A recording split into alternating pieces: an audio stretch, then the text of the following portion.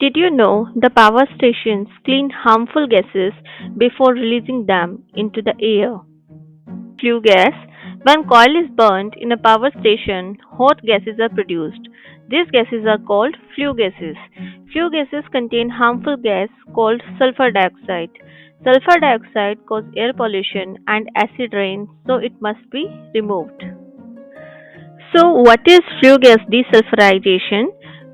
Flue gas desulfurization, or you can say FGD, is a process used in power station to remove sulfur dioxide from the flue gases before they escape into the atmosphere. So, hello everyone, welcome back to my science diary. Today we will discuss about the flue gas desulfurization and their steps. So let's see step by step process. Step 1, gas collection. Flue gas produced during the coil burning are directed into the special cleaning system instead of being released directly into the air. Step 2, contact with alkali. Inside the system, the flue gas are sprayed with an alkaline substance, usually limestone or lime mixed with water. Step 3, chemical reaction. Sulfur dioxide react with the alkali.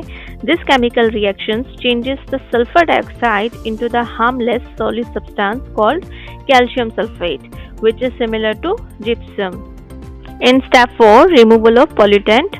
The solid waste is removed from the system and the clean gases remain. Step 5, release of safe gases. Only safe gases are released through the chimney into the atmosphere. Why is FGD important? Because it reduces the air pollution, it prevents the acid rain, it protects the plant, animals, building and the human health, and it makes the power station more environmentally friendly. So flue gas desulfurization is an important technology that helps us use electricity while protecting the environment. Clean air means a healthy earth. Flue gas desulfurization helps reduce air pollution by removing the sulfur dioxide before it enters the atmosphere. By using the science responsibly, we can protect our air and our future too. Thanks for watching. See you in the next video.